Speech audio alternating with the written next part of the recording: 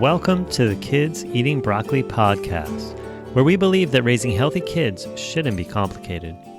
Our mission is to inspire 20 million families worldwide to take the steps to raise the healthiest generation in our history. We'll interview some of the world's leading experts in nutrition, human potential, and children's health, as well as extraordinary chefs and foodies to gain insight into simple, fun, and creative ways to introduce natural health into homes across this planet.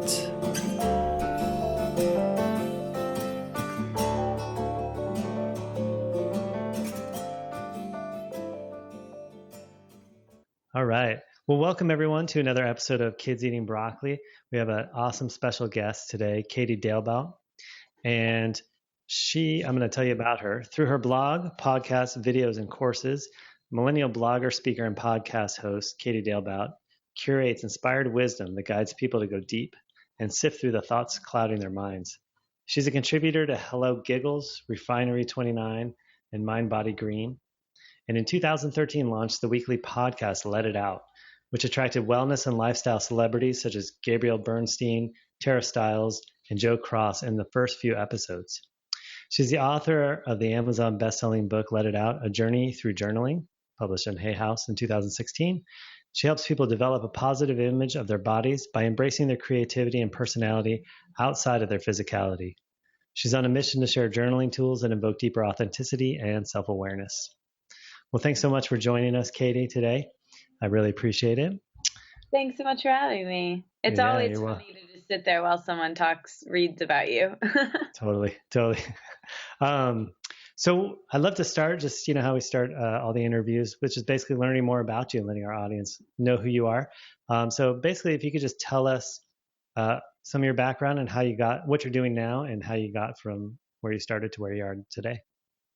Yeah, well, like you said, I host this podcast, and it started off as a blog. I started blogging in college. I was studying journalism, but I was very interested in health and wellness at that time from a physical perspective. So I was into nutrition, I was into yoga, and I was learning about superfoods and cooking and feeding myself, which was great. And at the time, my blog was called The Wellness Wonderland. And through the internet, I was really able to connect with so many different people in that space, which was fascinating and new for me because I grew up in the Midwest. I went to a really large state school where, there wasn't a Whole Foods and there wasn't, even like a juice bar. I'd never been to like anything like that. I had no idea really what healthy eating was. I didn't grow up with that at all. I grew up in a very like traditional family where my family wasn't aware of those things, and I didn't grow up being aware of those things, but I gravitated towards them in college mostly because I was trying to control my weight. I was trying to control the way my body looked on the basis of size and weight. And so I was essentially dieting, and I came into that from a place of, in quotes, healthy eating, but that went too far for me and really intensified and became intense dieting. And while some of the things, I often joke that like you can take the girl out of Wellness Wonderland, but you can't take the Wellness Wonderland out of the girl, like I've had to actually move away from the extremeness of healthy eating to more of a balanced place with it. But I still, I love a green juice as much as the next guy, but I also can enjoy food and go out to dinner and not be so crazy about food and beating myself up about the things that I eat. And I think that that's really important. And so I kind of had to go totally in the opposite direction of how I grew up as a child in college to learn about those things. And it led me down a path that really wasn't healthy. And then in years since then, I've developed a relationship with food in my body that has become healthy. And, I'm still learning. I'm still in my late 20s and I'm going through and cultivating self-awareness. And that's what my book is about. My book is about journaling and figuring out that there are so many different approaches to diet and health and wellness. And, health can be at any different size, and it doesn't really have to do with weight, and people can be all different sizes and shapes and be truly healthy, and it's more about how we care about ourselves and how we treat ourselves and how we interact with people, and our relationships are so much more important than simply what we're putting in our body. It's about all of these different things and how they interact with each other. And so that's really what my work is about now. And like I said, I started this podcast, which really connected me with people really in the same mindset when it came to food and diet. But now, since I've really broadened that, and so now on my podcast, I talk to, health coaches and nutritionists, but also comedians and actors and yoga teachers and people in all different spaces, because I think, like I said, there's a million different approaches to health and wellness. And the more people I talk to, the more I can learn and apply what actually works for me. And what actually works for me can only be determined by self-awareness. And that's why my book is about journaling, because I found that to be such a great tool for figuring out what that even is. That's that's so cool what you're talking about. Before we got on, we were chatting a little bit about a thing I was doing with my kids. So I'm just going to summarize that and then maybe have you share about your thoughts. But so I have three young kids, but the 10-year-old and the 6-year-old, for breakfast, we would have different things, French toast or whatever that has maple syrup traditionally, and I would typically put just a little bit on, their food, and they always wanted more, and so it occurred to me that this wasn't like a healthy interaction we were having, where they were always feeling like they were getting deprived, and I was always trying to, minimize. And I thought, how big a deal is it for them, even if they just like fill their plate, because that's not every day. That's once a week or less. And so we made a deal where I said, we're going to change this. I'm going to let you guys just do, be the ones in charge, but the only thing I ask is that you pay attention to how you feel, so you can learn from the experience and then journal about it. Actually, they have these little journals that their friend gave them. And I was like, write about it. You don't have to tell me anything, just write whatever your experience was, how you feel and what it was like to do that.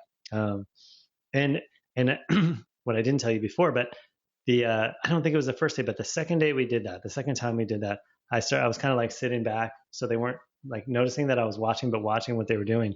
And both of them like were being really careful and didn't like just totally go nuts, which I thought they were both going to do. It was so funny to watch, like that they weren't just like swinging the other direction. Yeah. So it's fun. It's fun to listen to think about that, and then to hear what you're saying about your experience. And then, the journaling or that self-awareness can have such an impact. Mm-hmm. Yeah. And I think it's funny that you said that about swinging the other direction, because I think, when it comes to parenting, I think it can swing the other direction if you in the opposite way too, right? If you're like controlling the way that they're eating, they might swing to being, really unhealthy. But I think if you're allowing kind of whatever, and you are modeling a more, standard American diet way of eating, then it might swing towards what's unknown, right? Which might be superfoods and healthy eating. So I think it really comes down to what is modeled, and if some balance around those things can be modeled, I think that's ideal. I think, are you familiar with I think her name is Ellen. I'll have to figure out the name for you, but her book is called How to Feed a Healthy Family, I think, and she's a nutritionist or dietitian, and she came up with the definition of, quote, normal eating, and it's a really beautiful definition that might even be worth reading on this podcast. I can try to find it in a second, but I talk about it all the time on my show, and essentially it's, eating when you're hungry, stopping when you're full most of the time. It's also, eating one too many cookies because they're there, and that's okay sometimes. It's really promoting balance and intuitive eating. Are you familiar with intuitive eating? Yeah, I am. Actually, the last guest I just had, whose name is escaping me, he does a lot with intuitive eating. Cool. So yeah. And we're going to have him back on to talk more about that, because we actually ended up talking. I had him on more to talk about fermented foods and like where to get started, if you want to introduce that. But we're going to have him back for intuitive eating also. Oh, cool. Yeah, I think that would be great for everyone to hear, because I think intuitive eating is like essentially it's what, we were made to do as kids and what kids Mm. just do naturally. But we forget that as adults because of the diet industry and because of trying to manipulate our size and shape through dieting. And so we go away from that and we don't listen to our hunger and fullness signs, and Mhm. we, kind of conform. And kids have that. So I think it's really about not breaking kids of the habits that they naturally have. I think that's, you know, wonderful. Totally. Well, it's interesting too what you're saying about in your story because, when people research this stuff, it's like the most common way, at least that we raise our own kids around healthy lifestyles, how we were raised. So it's interesting Yeah. to listen to your story because, you were raised in one way. And then it was, I don't know what thoughts you went through, but, when you went to college and you started learning about health, what was being at least labeled being healthy, but then that swung, totally out of balance for you. Um, you hear more often kind of the other way, like people, or at least, doing weird diets or diet pills or, what I mean, things that aren't typically seen as healthy. Um, but, I don't know what was modeled in terms of this stuff we're talking about in your lifestyle, that balance and that good relationship with food. But I imagine, somewhere that came from somewhere with you, where you kind of developed this, unhealthy relationship with food, even though it looked healthy from the outside. What do you think about Yeah. that? Yeah. I mean, for me, what actually happened was like I said, I grew up being pretty normal around food. I think body image is something that has to be discussed when we talk about food because, Mm-hmm. especially for women and girls, it's crucial, and increasingly with men. But the two are so connected. And for me, I remember being 8 years old and shopping for first communion dresses, and that was the first time when I realized that I didn't like the way my body looked and I wanted it to be different. And I was 8 years old. And Yeah. that makes me really sad. I remember like my friends were a size 8 and I was a size 10 children's. And I like thought that was the world ending. And at that point, I didn't really understand even that like what we ate was connected to how our bodies looked. I didn't even really get that or how much we moved. But for some reason I could intellectualize like I want to look different, I want to be thinner. And this didn't necessarily come from my mom, it didn't necessarily come from the other kids at school, and it must have come from society, watching TV, just what we hear. Like we're getting messages all day long from advertisers, from everyone telling us you should look like this, and when it's really the media showing us one type of body shape as an ideal because we only primarily see white thin women on Mm-hmm. TV. And in the 90s, that's all I saw. So of course it was like, that's what I want to be.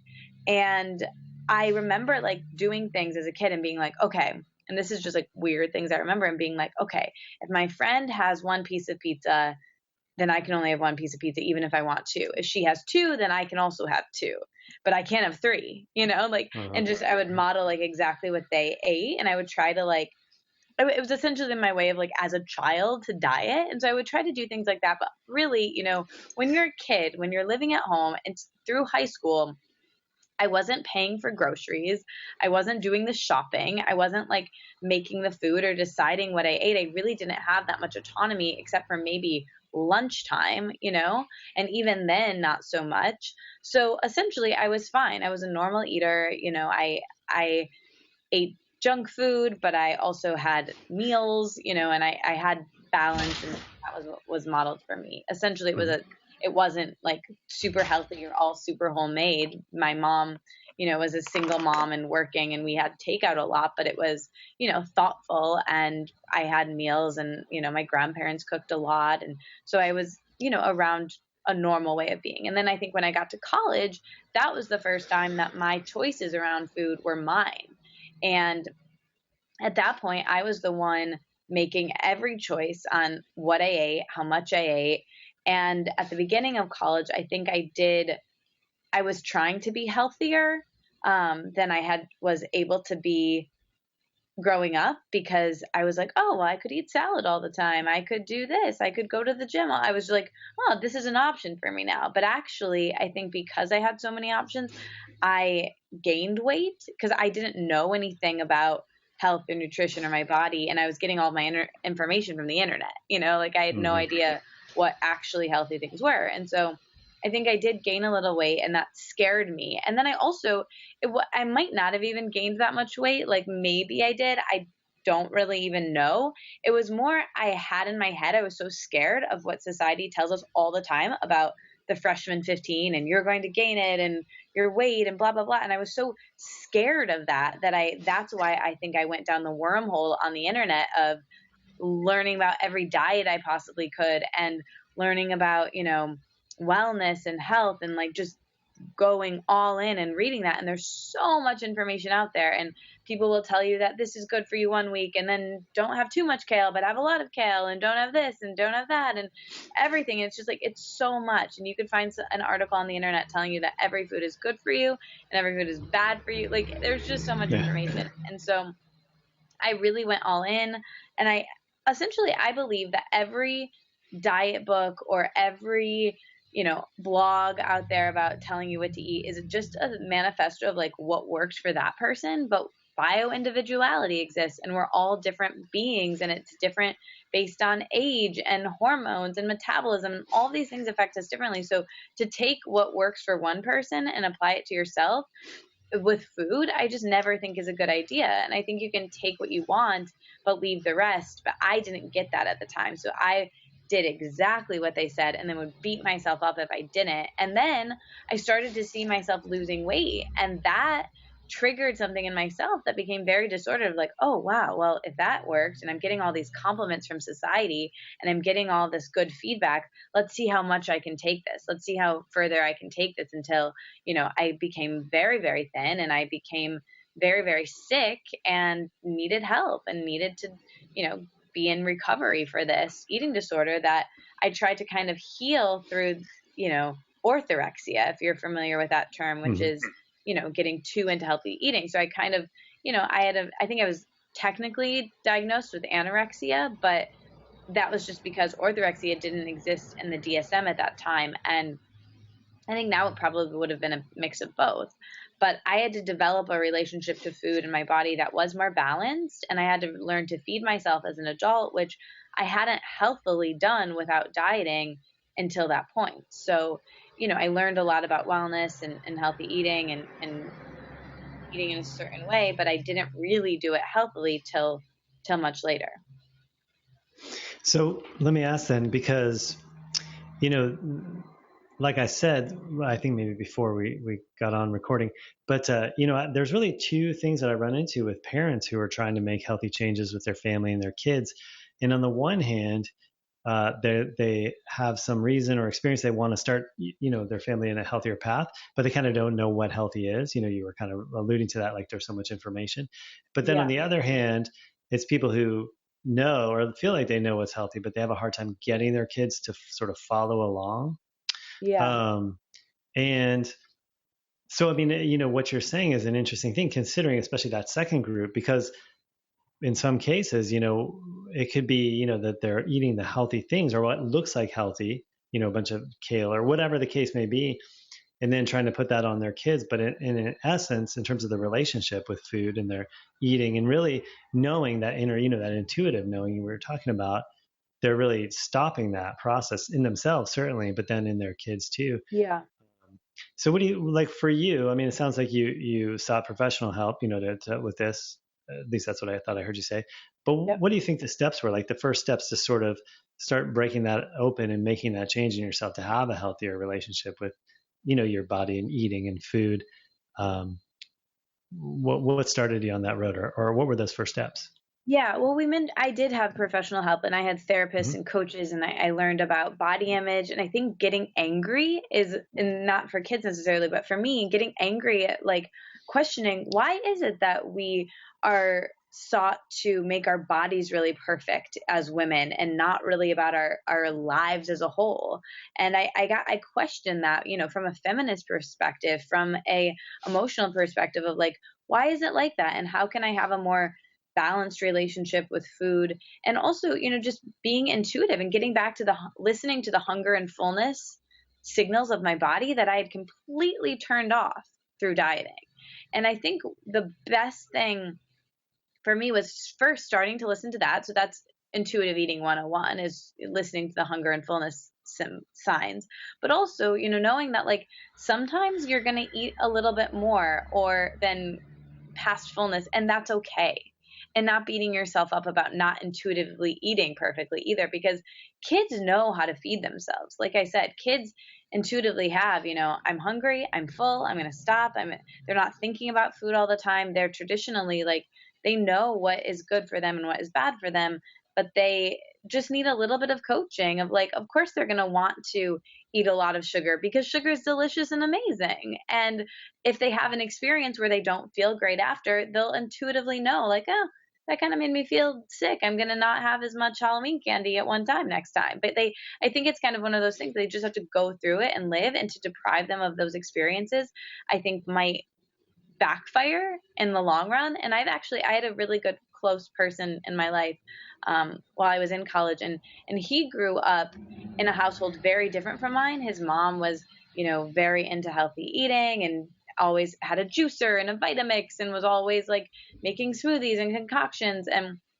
he went totally the opposite direction than I did in college with, having sugar cereal and all of these things. And I think that's a more traditional way of being, where I was kind of the outlier. And so I think to prevent either of those things from happening, it's about raising normal eaters, raising intuitive eaters. And the best way to do that, I would say, again, I'm not a parent and I'm not preaching anything, but I think to like be what you want them to model. So promoting balanced eating in your life, that's enjoying food, finding pleasure in food, because we only have so many sensory pleasures in life. And to deny that doesn't make sense. But also, to know that like food does affect how we feel and how productive we are and what our brain chemistry is like. So to really have available in the house a wide variety of options, I think is key.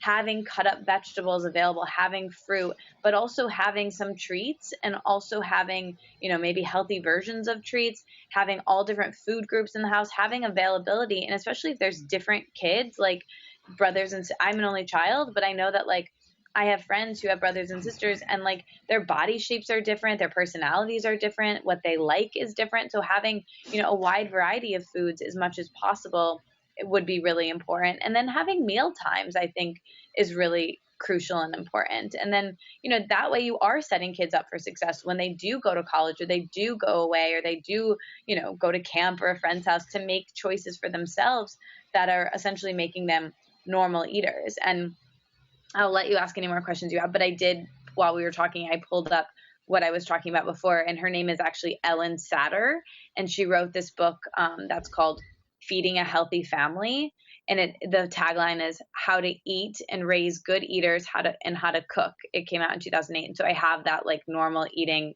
definition, which maybe I can read at the end or something. But I think that right there is the goal, to like raise healthy, intuitive eaters. And the best way to do that, I would say, would be by modeling, because my friends who have kids, their kids are already, even the babies, are picking up everything they do like Velcro. So I think that's the main thing.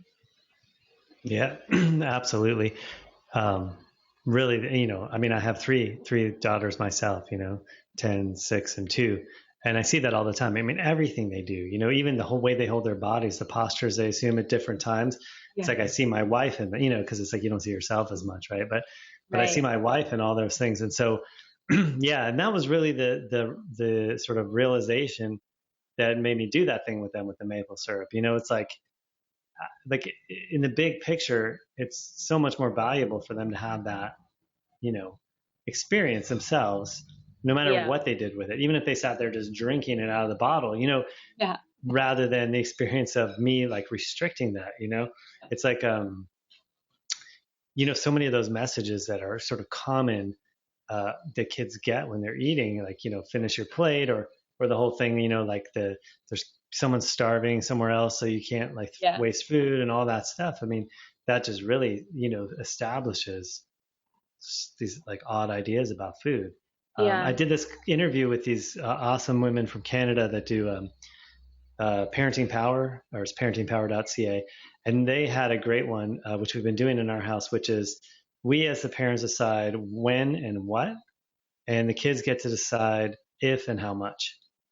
So like dinner is from 6 to 6:45, and here's the choices. But then when the kids sit down, they can eat any or all of the choices and however much of them they want, Yeah. rather than, and I thought that was such a great thing to empower, but still have that balance, because I mean, especially my 6-year-old, if it was like, have anything you want ever, it'd be like all candy and all, like she's like a Right. big fan of sweets and stuff. So to like have some balance in her life, but still have the empowerment of the choices. Yeah, I think that's great. And I think there's two things I want to just touch on from my Mhm. experience that might be helpful to people listening. And one of them is, going back to body image. I think the conversation that is so connected to food and what we're eating.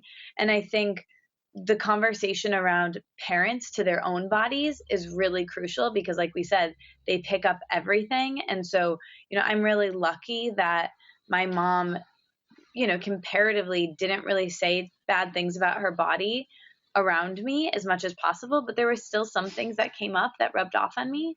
And I think that the discontent around our bodies is modeled to children. And I think if we can mitigate that as much as possible and, just saying nice things about ourselves and not voicing that discontent, that is bound to happen because we live in a society that is very fat phobic, that is, values thin people. We see thin people in the media, and it's bound to happen. But the reality of life is that body diversity exists, and thank goodness that it does, because it would be so boring if we all looked exactly the same. So I think Right. teaching children that instead of the messages that they're getting all day long from the media, which is changing with some really great pieces of media that have come out in the last couple of years, but it's changing very slowly and isn't going to change in my lifetime, hopefully maybe in theirs. But I think it's really important to, like, what you can control isn't the media, it's not advertisers, and it's not the diet industry that, you know, sustains itself on repeat customers. So it's not that. It's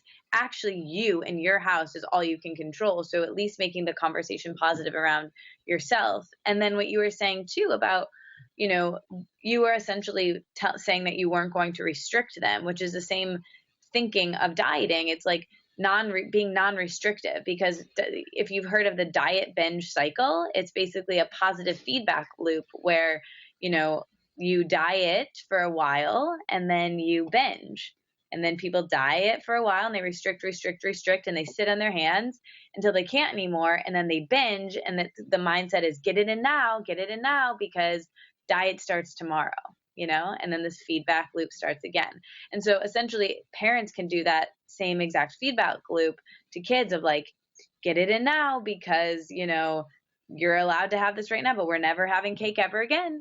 Like, I think it is good to consistently allow pleasure in food with children, because if it's, too sporadic, then perhaps they'll binge, or binge in the future. Or if you restrict everything for them, then when they go to somebody else's birthday party or when they go away to college, they're going to binge themselves. So I think it's about really like knowing that and knowing the conversation and managing those two things you can control. Yeah, that's profound. I mean, there's I'm kind of deciding which direction to go, but I think what you're saying about modeling as parents, that healthy relationship with body image is so important too, because like I said, I have 3 daughters, and it's like they're little, and it's everywhere. And we don't they don't watch a lot of TV or they don't have a ton of interactivity with the media. I mean, they homeschool. I mean, they don't so, but even still, they are bombarded with it, and so I think that's so profound to consider our own relationships to ourselves, because that how you're saying your mom didn't say like a lot of things around you, but it's like, and that's a step.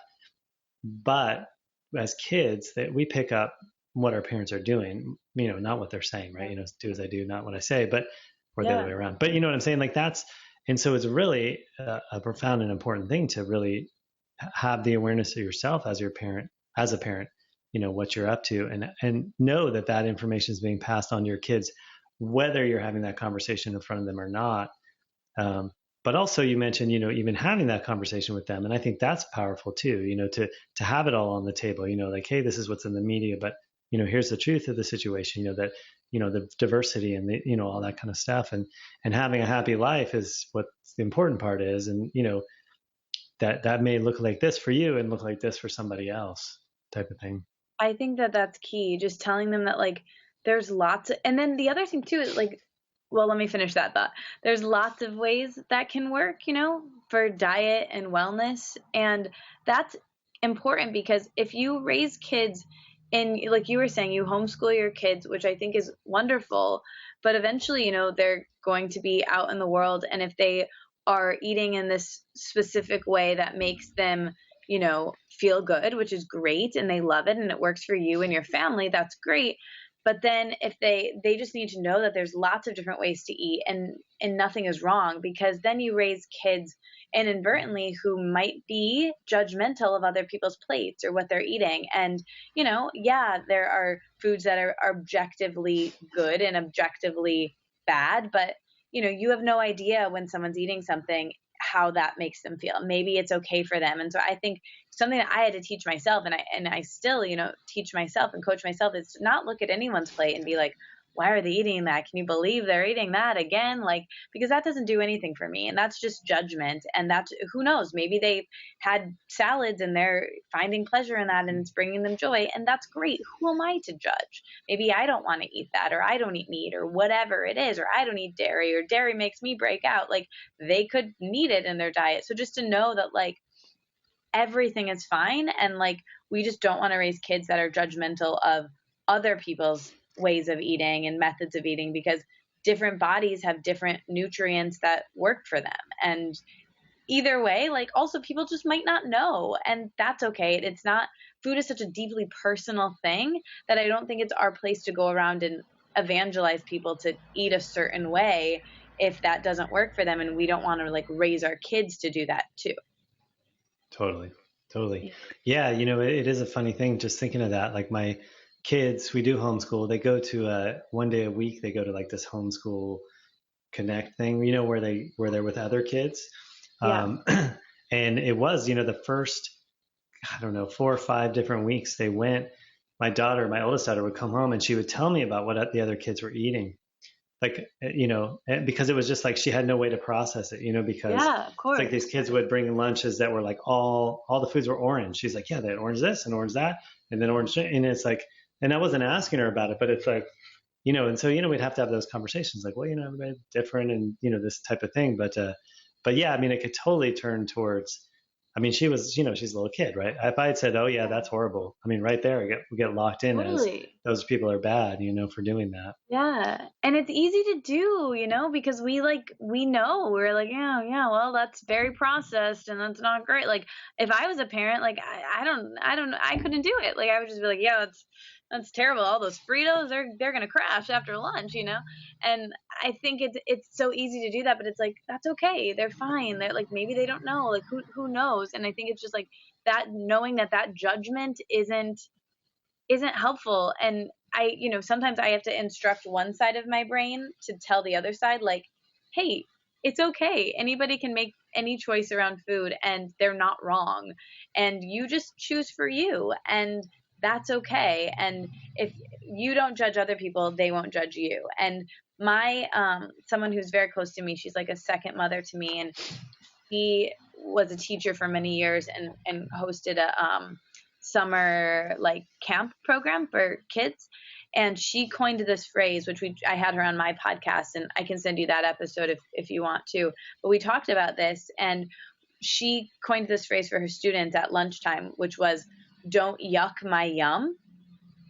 And it was, one kid would come with like a green smoothie and another kid would be like, ew, what's that? And so she said this thing. She was like, don't yuck my yum.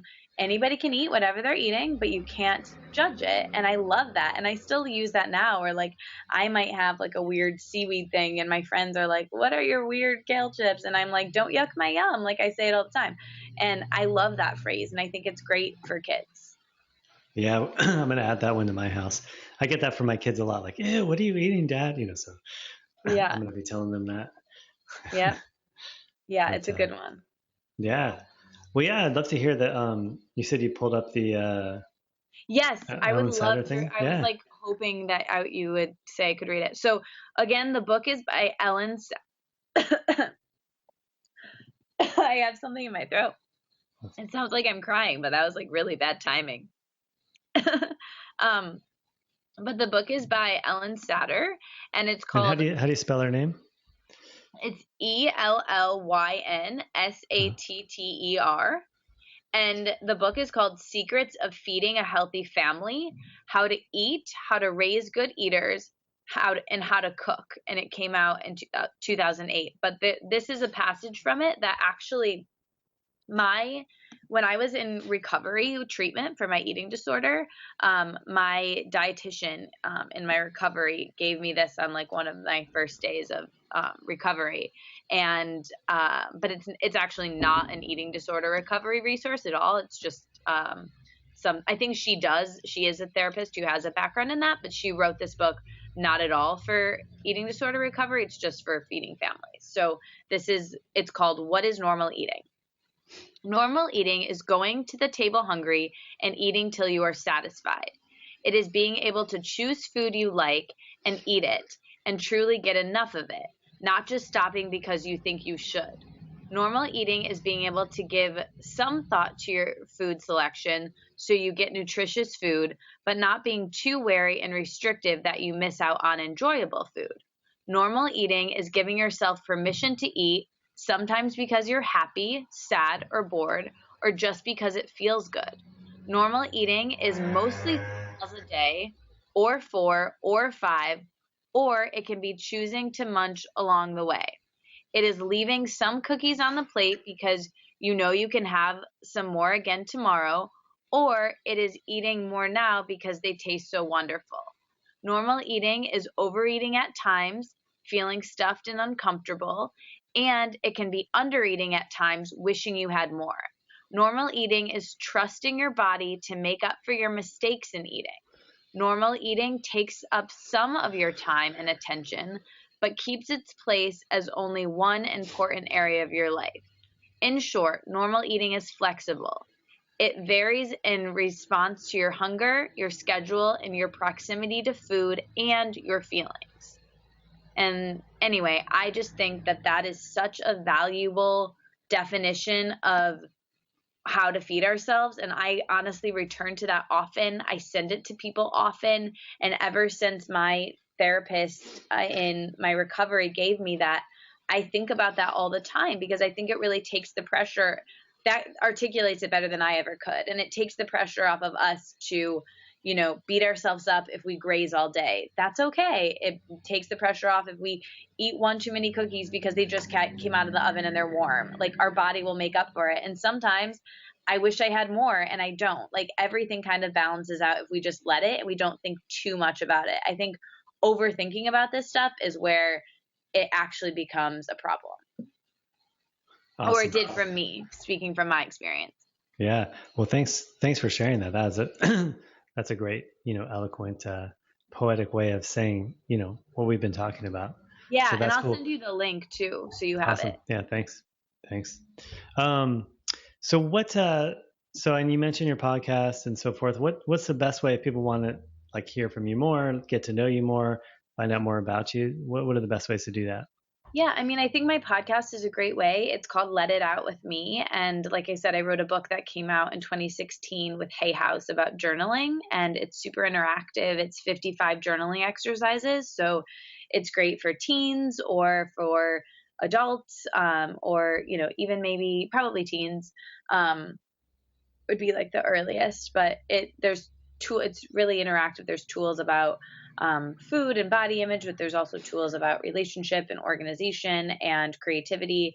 And it helps you to develop self-awareness, which I think is really important for the things we've been talking about. And my podcast is really long-form conversations talking about everything from body image and food to, creativity and spirituality and kind of whatever comes up. So that's on iTunes. And I have an email list where I send out like personal essays and links to things I'm reading and listening to and watching I do it kind of monthly, but that's also available on my website. So I'm just a Google away at Katie Dalebout on Twitter and Snapchat and everything. And I would love to stay in touch with you and everyone listening. Awesome. Tell us your website again. You might have said it, but I didn't hear It's you. just So. my name, Oh, okay. katiedalebout.com. Yeah. Awesome. All right. Yeah. Well, I appreciate it. You have it's a message that's so important to share, what you brought to the show today, that I haven't had a guest that really, kind of really zeroed in on this, our relationship to food. When we get into conversations about health and healthy eating, it really can tend to go in the direction a lot of like, eat this, don't eat that, don't eat too much of this, very, like more and more closed in Yeah. viewpoint. And so I think it's so vital that we Yes. keep it all balanced and keep that open mind and that open picture, because just that in that last thing you were reading, my body will make up for it. It's like, in the big picture, like whether you eat 6 donuts right now or like an organic salad right now, like in the scale of your whole life isn't going to make any difference, right? In terms of like your health, right? Whether you get a disease or not. Yes. And so, but certainly being stressed about it all the time and taking things to an extreme and having that, that binge, diet cycle or any of those, unhealthy relationship things will lead us towards, illness, disease, and unhappiness, really. So, I mean, what good is it to be, not that it could happen, but if you could be like a perfect picture of physical health, but be horribly unhappy at the same time, it'd be useless, Yeah. And that's essentially like what happened to me. And I had to realize that there's a better way to live. And so I'm really glad that this message is being shared with your audience in particular, because I think it is so important for parents of kids to raise normal eaters and to keep, not raise intuitive eaters, but keep eaters intuitive. And I recommend that book to everyone listening too. It's just called Intuitive Eating, and maybe you could link to that too, because I think that would be great for parents to read, to model to kids, because kids are intuitive eaters. We can learn how to eat intuitively just from children because they intuitively know. So we just lose it from dieting and from what society tells us to do. So I think it's really great that thank you for having me. And I'm really glad that this message is shared with this audience in particular. Well, you're so welcome. And thanks so much for taking your time with us. It was great. Thanks. All right. We'll see you. We'll stay in touch for sure. Sounds good. Bye. Thank you so much. Bye-bye. If you enjoyed this episode of Kids Eating Broccoli podcast, connect with us online. You can find us on Facebook at Kids Eating Broccoli Podcast or at Dr. Brad Ellisor DC. You can also go to our website, drellisor.com. That's DOCTORELLISOR.com. Go to iTunes and leave us a review and a rating, or on Stitcher. And be sure to keep in touch with us so you can hear the next episode. Sign up for our mailing list or like us on Facebook. You guys take care now, and let's make the next generation the best generation.